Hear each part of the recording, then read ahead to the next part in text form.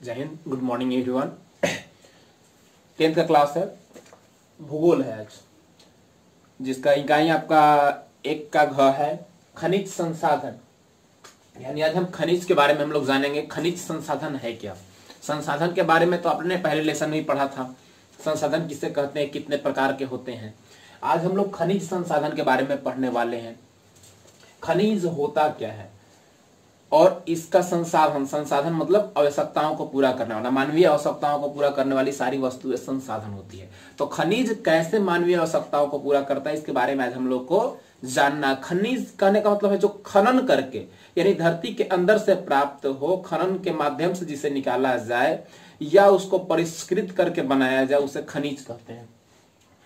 तो पहले हम खनिज का वर्गीकरण देख लेते हैं। खनिज कितने प्रकार के होते हैं और खनिज है क्या, खनिज के बारे में पहले विस्तार रूप से जान लेते हैं। तो खनिज संसाधन जो है वो आज आधुनिक सभ्यता और संस्कृति का एक स्तंभ है। यानी जिस देश के पास अगर खनिज संपदा कम है या न के बराबर है, वो देश संपन्न देशों की गिनती में नहीं आती है। हमारे भारतवर्ष में 100 से अधिक खनिज संपदाएं हैं। एक सर्वेक्षण के अनुसार ये पता लगाया गया कि हमारे भारतवर्ष में 100 से अधिक खनिज संपदाएं हैं और इसका भंडार बहुत ज्यादा है, जो विश्व के अग्रणी देशों में भारत की गिनती होती है। भले ही हमारे यहाँ तकनीकी कमी है, उस चीज को हम नहीं निकाल पाते हैं या जितना चाहे उतना उपयोग नहीं कर पाते हैं, किंतु लेकिन हमारे यहाँ खनिज विस्तृत मात्रा में है। इसी कारण से हमारा गिनती अग्रणी देशों में होता है खनिज के माध्यम से। जियोलॉजिकल सर्वे ऑफ इंडिया ने तेल और प्राकृतिक गैस का आयोग के लिए एक महत्वपूर्ण दिशा निर्धारित किया। जो जियोलॉजिकल सर्वे ऑफ इंडिया है, जिसको जीएमआई कहते हैं, उन्होंने क्या किया, भारत में सर्वे किया और सर्वे करने के बाद बहुत जगह ऐसा सर्वेक्षण के अनुसार प्राप्त हुआ जहां पे तेल और प्राकृतिक गैस पर्याप्त मात्रा में है। जैसे कि आप लोग मुंबई हाई का भी अंकलेश्वर ये सब का नाम सुने होंगे, फिर आप असम के लिए डिगबोई का नाम सुने होंगे। ये सब बहुत पुराने क्षेत्र है जहां पे तेल परिष्कृत केंद्र बनाए गए हैं, जहां से तेल धरती से निकालकर उसको शुद्धिकरण करके उपयोग में लाया जाता है। तो कह रहा है कि अभी तक लगभग 2000 से अधिक खनिजों की पहचान की जा चुकी है। यानी अभी तक पूरे विश्व में अगर जो खनिजों की पहचान की गई है वो करीबन 2000 है। इसका वर्गीकरण मैंने किया है। यानी खनिज 2 भाग में होते हैं, धात्विक और अधात्विक खनिज। अधात्विक खनिज में क्या क्या होते हैं, उसके 2 पार्ट्स। लौह खनिज, लौह खनिज में हो जाता है लोहा, निकेल, मैग्नीज और कोबाल्ट हो जाता है। अलौह खनिज में सीसा, जस्ता और बॉक्साइट हो जाते हैं। फिर वैसे ही अधात्विक, धात्विक कहने का मतलब है जो धातु से बने हुए हैं। अधात्विक यानी जो बिना धातु के बने हुए हैं, उसमें कार्बनिक और अकार्बनिक आ जाते हैं।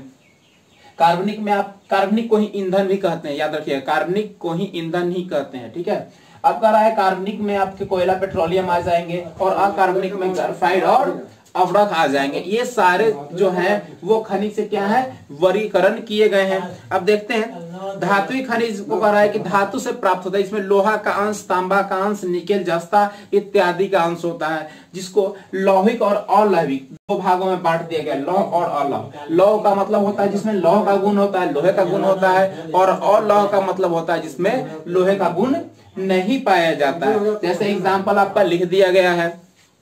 फिर आगे हम लोग देखते हैं अधात्विक खनिज। अधात्विक कहने का मतलब जिसमें धातु की मात्रा नहीं होती है, यानी वैसा खनिज जिसमें धातु नहीं पाया जाता, जिसमें चूना पत्थर हो जाएगा, डोलेमाइट हो जाएगा, अवरक हो जाएगा, जिप्सम हो जाएगा, इनमें धातुओं की मात्रा नहीं पाई जाती है, जो कि अधात्विक वर्ग में आते हैं।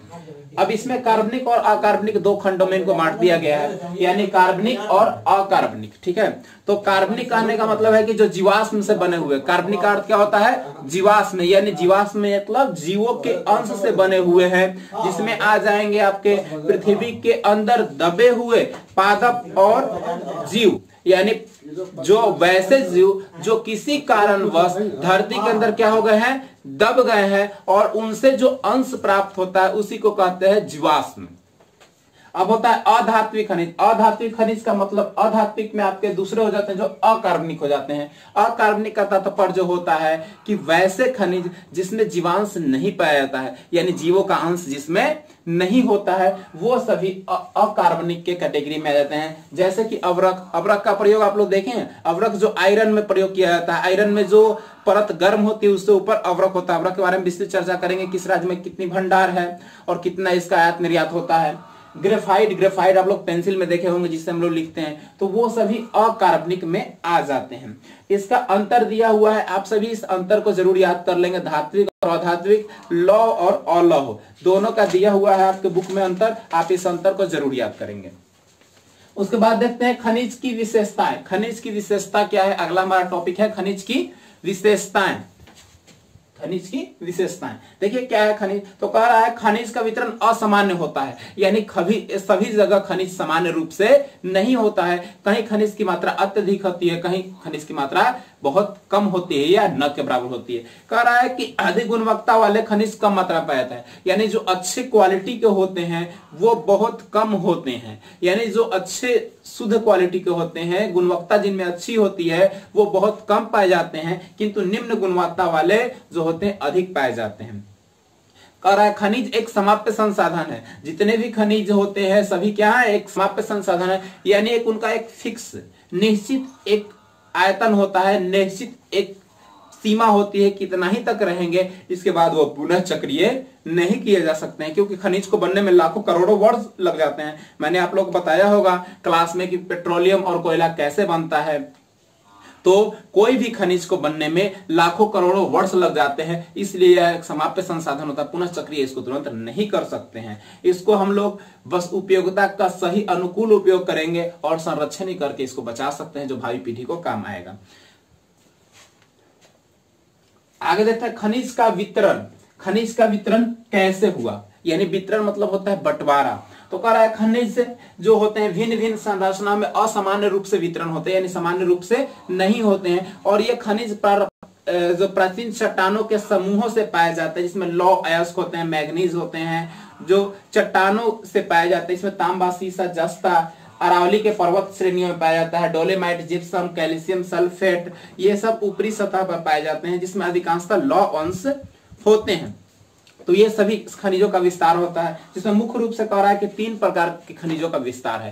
पहला कह रहा है उत्तरी पूर्वी पठारीय, जो देश में क्या होता है, इसे घनी खनिज पेटी कहते हैं, यानी पूछ सकता है ऑब्जेक्टिव में कि घनी खनिज पेटी खनिज का किसे कहते हैं, तो ये उत्तरी पूर्वी पठार होते हैं, जिसमें छोटा नागपुर आ जाता है। छोटा नागपुर आपका कहाँ है, झारखंड में है। उड़ीसा का पठार आ जाएगा, छत्तीसगढ़ का पठार आ जाएगा, आंध्र प्रदेश का पठार आ जाएगा, जहां पे लौह खनिज, अयस्क, अब्रक, मैग्नीज, बॉक्साइट, चूना पत्थर, डोलेमाइट, तांबा, थोरियम, यूरेनियम, क्रोमाइट और सिलेमाइट, फॉस्फेट, ये सब का बहुत ज्यादा क्या होता है, भंडार होता है, यानी ये सभी इन पहाड़ी क्षेत्रों में पाए जाते हैं, जो कि उत्तरी पूर्वी पठार में होते हैं। अब दक्षिण पश्चिमी पठार कह रहा है कि यह पेटी कर्नाटक के पठार और तमिलनाडु के पठार में फैली हुई है, जहां पे लोहा, मैग्नीज, बॉक्साइट आदि की मात्रा अधिक होती है। उत्तर पश्चिमी पठार तीसरा जो है वो उत्तर पश्चिमी प्रदेश में कौन सा होता है, ये कह रहा है कि खंभाती, खारी और अरावली की श्रेणियों में पाया जाता है, यानी तीसरी जो उत्तर पश्चिमी प्रदेश की जो पठारियों में पाया जाता है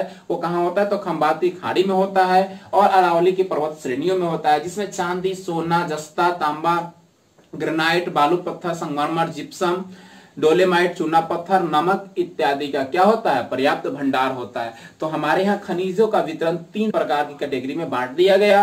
पहला उत्तरी पूर्वी पठार, दक्षिणी पश्चिमी पठार और उत्तर पश्चिमी पठार, जिसके बारे में आप लोगों ने जाना। अब हम लोग देखते हैं खनिज, धात्विक खनिज।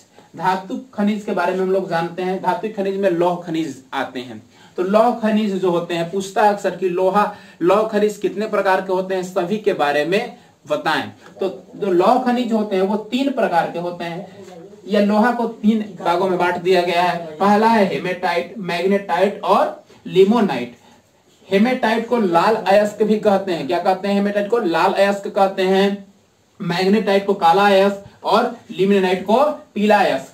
जो हेमेटाइट होता है इसमें 68% किसका अंश पाया जाता है, लोहा का अंश पाया जाता है। जो सबसे अच्छा लौह खनिज माना है हेमेटाइट, ये अयस्क है, लौह अयस्क, यानी जिससे कि लोहा प्राप्त किया जाता है उस अयस्क को लौह अयस्क कहते हैं। यानी हेमेटाइट से 68% लोहा का गुण होता है, यानी सबसे अच्छा लोहा माना जाता है। फिर से मैग्नेटाइट हो जाएगा जो 60% हो जाएगा। 40% आपका लिमोनाइट हो जाएगा जो कि सबसे लो कैटेगरी का हो जाएगा। तो अब इन खनिजों को कह रहा है कि लौह खनिज को आधुनिक सभ्यता का रीढ़ माना जाता है, उद्योग की जननी भी। ऑब्जेक्टिव क्वेश्चन इसको नोट कीजिएगा, यानी लौह खनिज को आधुनिक सभ्यता का रीढ़ मानते हैं, साथ ही इसे उद्योग की जननी कहते हैं।